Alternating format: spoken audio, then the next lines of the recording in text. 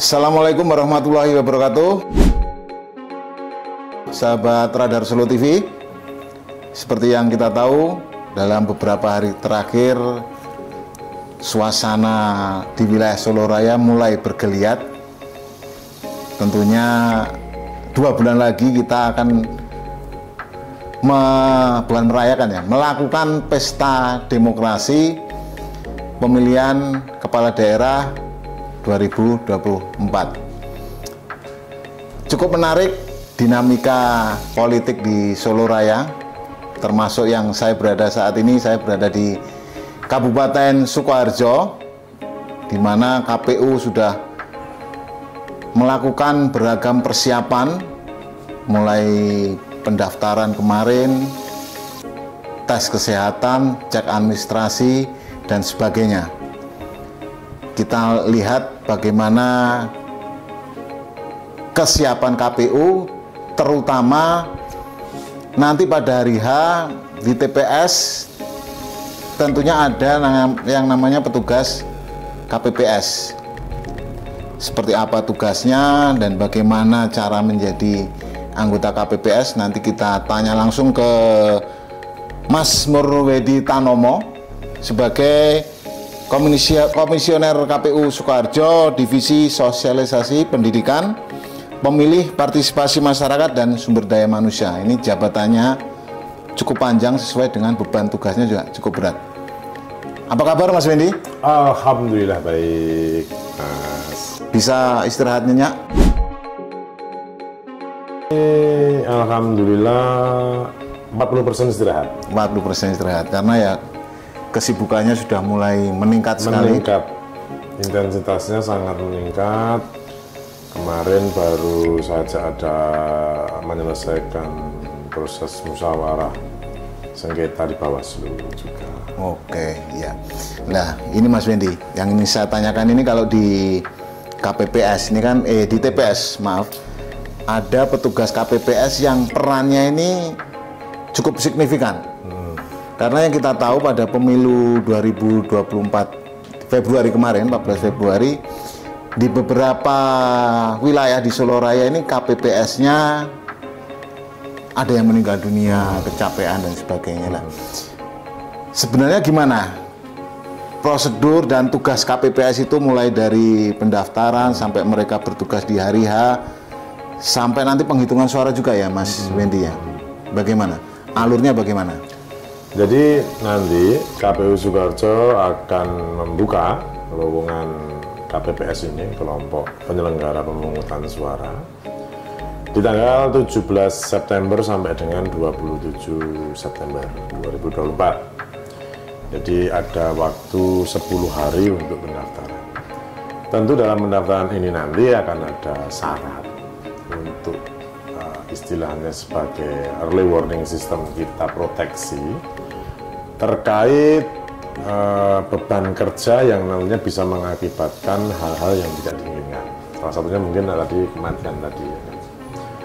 KPU sendiri dalam regulasi yang kita punya, salah satu syarat dari KPPS ini selain usia yang masih produktif ini dalam artian adalah angkanya adalah 17 tahun sampai 55 tahun, juga harus melampirkan pemeriksaan medis yang meliputi 3 hal. 1 adalah gula darah, 3 tekanan darah, yang kedua tekanan darah maaf, yang ketiga ini adalah kolesterol. Nah, ini sebagai mitigasi kami untuk nantinya menghindari hal-hal yang tidak diinginkan. Pemilu kemarin dengan pilkada serentak ini berbeda, karena jumlah surat suaranya pun juga lain. Kalau hari ini itu hanya akan 2 surat suara. Kalau pemilu kemarin ada 5 surat suara. Tentu beban kerjanya dari pada pemilu lebih ringan pilkada. Oh, seperti itu ya berarti. Ya. Oke. Dari syarat itu nanti semuanya Mas ya, saya darah tinggi Mas, Ya. gitu. Kalau daftar begitu misalnya darahnya 170, tensinya berarti langsung dicoret? Enggak dicoret. Kita nanti proses itu nanti kan menjadi screening di tingkatan BPS. Karena proses rekrutmennya nanti ada di PPS, di kelurahan, pemungutan suara itu di desa, spekturnya ada di desa dan di kelurahan. Itu nanti kita akan mencari sumber daya manusia yang paling terbaik atau yang paling sehat. Jadi misal kebutuhan KPPS ini di TPS A gitu ya kan, itu 7 orang, namun yang mendaftar itu ada 14, maka kita akan cari untuk screening awal kita, salah satunya adalah memakai metode cek kesehatan ini, nanti yang paling terbaik yang mana. Ditambah lagi nanti melihat aspek-aspek lainnya seperti netralitas, integritas dari sumber daya manusia yang mendaftar ini juga, profiling dari moralitas dari pendaftar ini juga, seperti itu. Oke, dari persentase misalnya saya sudah berpengalaman pernah menjadi KPPS di pemilu 2024 kemarin ya Mas. Terus daftar lagi dengan mereka yang istilahnya benar-benar baru ini. Ini apa yang cenderung diambil yang berpengalaman atau tetap berdasarkan persyaratan pemenuhan syarat itu tadi atau bagaimana Mas? Syarat ini menjadi sesuatu yang wajib dipenuhi ya, namun juga menjadi hak juga. Kalau siapapun itu bisa untuk menjadi KPPS selama syaratnya memenuhi. Entah itu nanti ini apa itu baru atau fresh graduate atau mungkin yang sudah pengalaman. Yang akan membedakan nantinya itu ketika proses seleksinya. Proses seleksinya dari seleksi administrasi ini nanti tentu ketika saya katakan tadi kebutuhannya 7 yang daftar lebih dari 7, tentu yang berpengalaman ini istilahnya ada poin tersendiri seperti itu. Tapi juga tidak menutup kemungkinan karena ini juga proses kaderisasi, maka nantinya yang baru ini juga mempunyai hak sama. Jadi tataran umur itu maksimalnya 55 tahun. Namun ketika yang berpengalamannya angkanya sudah 50 tahun lebih, tentunya kita juga akan istilahnya untuk random dalam pengisian KPPS ini. Oke, berarti artinya kalau bisa saya garis bawahi, yang berpengalaman dengan yang fresh graduate punya kesempatan yang sama begitu ya? Punya kesempatan yang sama. Oke. Terus terkait itu Mas, apa istilahnya honor ini? Ya. Ini kan biasanya menjadi pemikat atau penarik untuk mendaftar menjadi KPPS. Ya, ini honornya apakah lebih besar Pilkada 2024 ini atau pemilu atau sama atau bagaimana? Oh, ya. Jadi besaran honor ini tentunya kita mengacu dari aturan Kementerian Keuangan, dan tentunya kalau intinya berbicara honor secara pastinya ini saya rasa kurang etis juga ya kan. Tapi daripada pemilu kemarin ini agak turun sedikit di pilkada serentak ini, karena juga beban kerjanya juga ringan, tidak seberat dari pemilu 2024. Kita juga sudah menyiapkan yang namanya ketika ada hal-hal yang tidak diinginkan, semisal dalam proses KPPS ini kan dilantik tanggal 7 November, ya kan. Kemudian dalam proses pekerjaannya nanti ada hal-hal seperti kecelakaan kerja, tentu kita juga akan melakukan santunan untuk hal itu. Oke, berarti seperti yang tahun kemarin juga ada santunan juga bagi yang meninggal ya? Iya. Oke. Yang meninggal ataupun yang kecelakaan kerja. Oke, Mas Wendy. Besarannya juga mengikuti arahan dan aturan dari Komisi Pemilihan Republik Indonesia. Siap. Ini kalau saya dapat informasi bahwa KPPS ini juga harus mematuhi keterwakilan perempuan ini, Mas Wendy. Iya. Kalau nggak salah 30% ya dari pendaftar. Itu bagaimana? Seumpama targetnya meleset, apakah tetap dilanjut atau harus ini terpenuhi? Kalau sampai saat ini dari proses kita rekrutmen di pemilu 2024, kebutuhan 30% ini terjawab. Dan tentunya semoga aja ini nanti di pilkada ini nanti juga bisa terpenuhi. Dan ketika nanti memang tidak terpenuhi, ya karena ini memang proses dinamisasi juga ya kan, nah itu nanti kita akan tetap melanjutkan. Oke, ya. Terus kalau sahabat Radar Solo TV memperhatikan di setiap TPS itu terdapat 7 anggota KPPS ya Mas Wendy? Iya, 7 anggota. diberi nomor 1 sampai nomor 7 lah, masing-masing anggota memiliki tugas masing-masing. Apa saja ini Mas Wendy? Ya, kalau 1 ini otomatis nanti kan menjadi ketua KPPS. Kemudian yang nomor 2 ini kan nanti menyiapkan untuk surat suara dan sebagainya. 3 ini adalah untuk terkait daftar hadir di dalam daftar pemilih tetapnya ini. Kemudian 4 ini sirekap. 5 ini nanti adalah yang mengarahkan di membantu sirekap. 6 itu ada di kotak suara untuk memastikan tidak tertukar. 7 nanti di pintar. Oke, nah ini menarik nih terkait sirekap. Kalau pada pemilu kemarin saya masih ingat ini ada yang liputan sampai penghitungan suaranya itu ketemu subuh lagi begitu Mas. Jadi seharian sampai menginap karena salah satu kendalanya itu tadi trouble di sirekap. Ya. Nah ini antisipasinya saat ini mungkin dengan jumlah surat suara yang lebih sedikit. Ya. Antisipasinya sama atau berbeda dengan pemilu 2024 kemarin? Kalau kita kemarin kita sudah menginventarisir daftar inventarisir masalah ya terkait proses rekrutmen sampai nanti di sirekap ini. SDM tentunya menyiapkan sumber daya manusia yang sesuai kebutuhan. Dan mitigasi kami dari 167 desa dan nanti ada 1.305 TPS, ini ternyata ada sekitar 8 desa yang sinyalnya ini memang belum bisa stabil, tidak bisa stagnan. Ini ada di wilayah Mendosari, kemudian ada di Bulu dan di Weru. Nah ini nanti salah satunya juga di Tawangsari juga. Nah ini nanti tentunya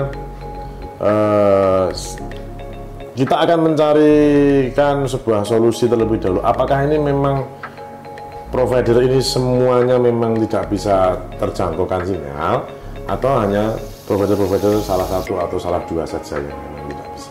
Nah itu nanti kita baru akan melakukan langkah-langkah solusinya bagaimana. Seperti Oke, berarti daerah itu terkategori blank spot, apa ya, semi blank spot begitu ya sinyalnya? Kalau blank spot enggak, nih datnyeng itu aja lah. Datnyeng ya? Datnyeng, sinyalnya itu datnyeng. Gitu. Jadi kadang ada, kadang tidak begitu ya? Tidak stabil. Gitu.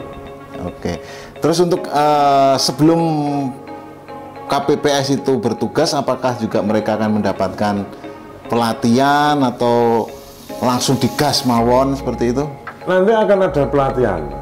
Jadi BIMTEK itu nanti akan dijalankan dari PPS. Jadi skalanya nanti akan berjenjang. Kita kalau pemilu 2024 itu PPK itu yang membintek langsung dari KPU provinsi.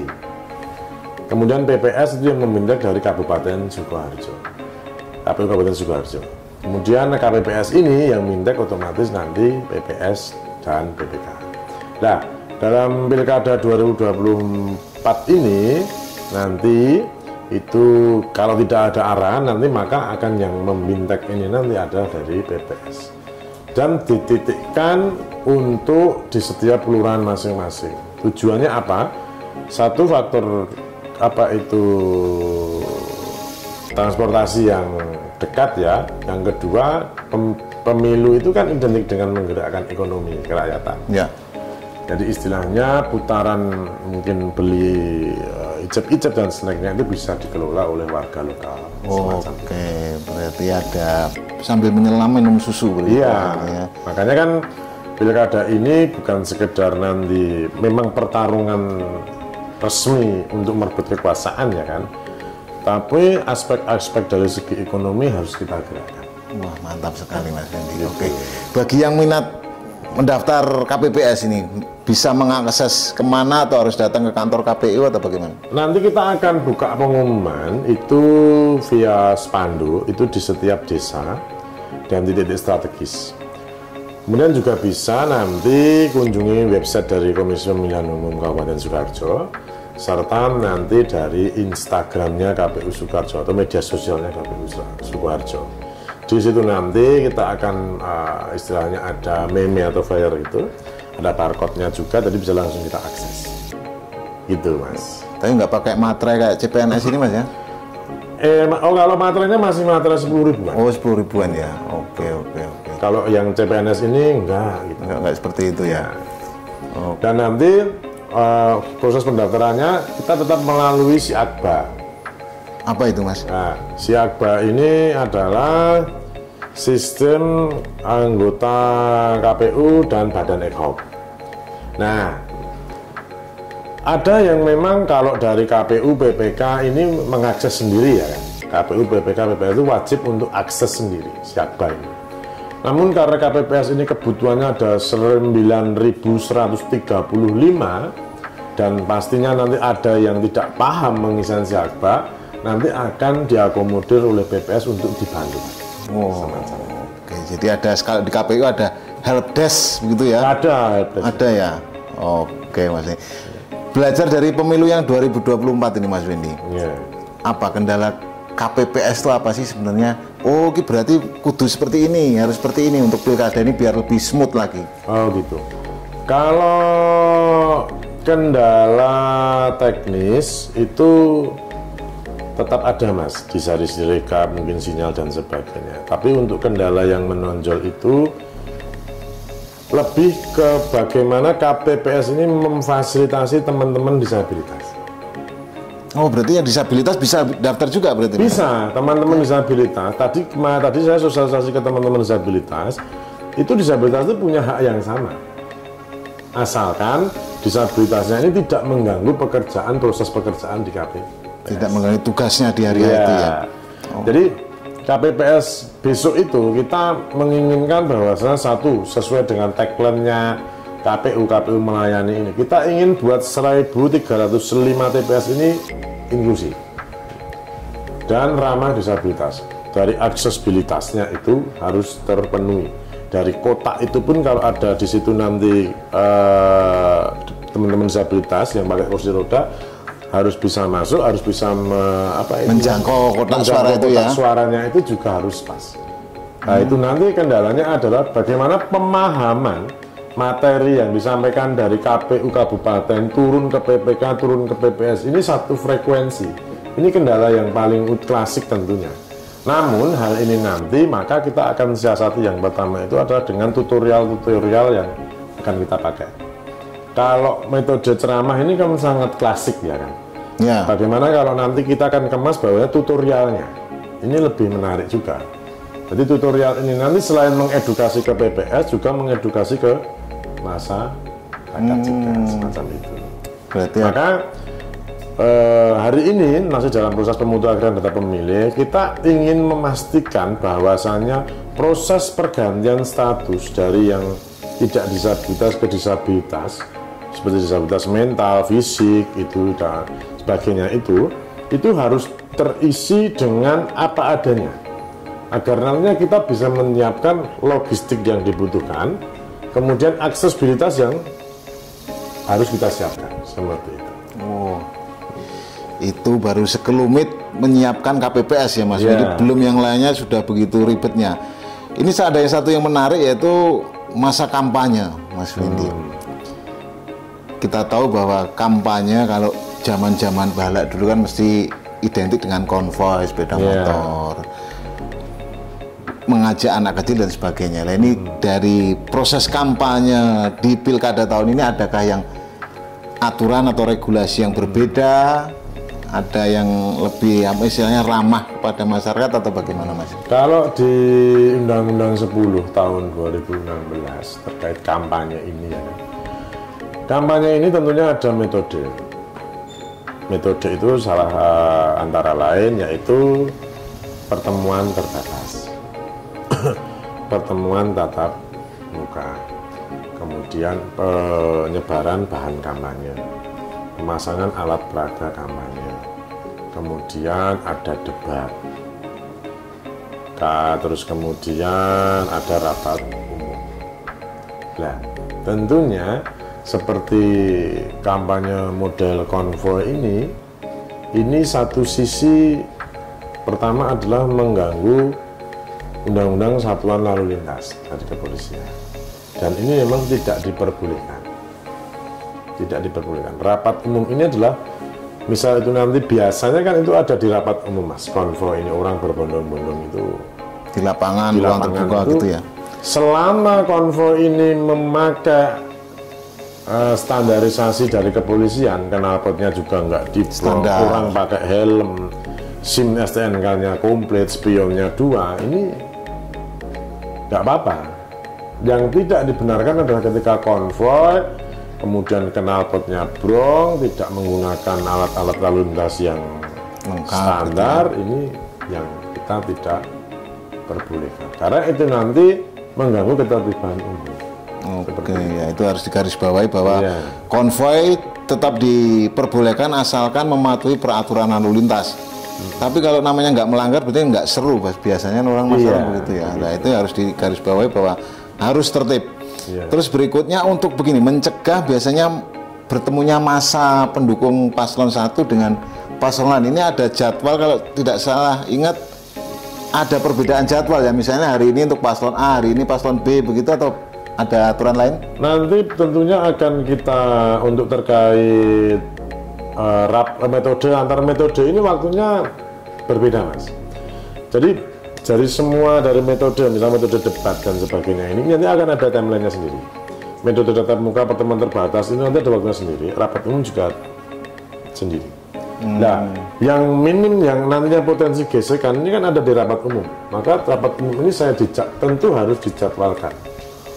Selain nanti biasanya kalau di pemilu kemarin pertemuan terbatas, pertemuan tatap muka itu kan setiap hari silahkan, karena itu istilahnya audiensnya sedikit, gitu kan.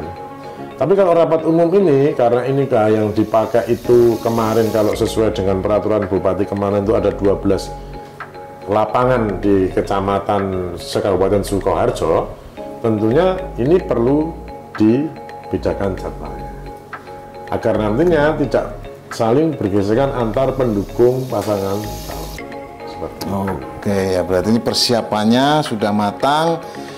Penetapan calon tanggal berapa, Mas? 23 September nanti ada penetapan. Untuk kampanyenya sendiri mungkin di tanggal 25 September ini sampai 23 November.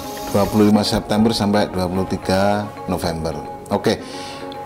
Himbauan untuk calon anggota KPPS, Mas.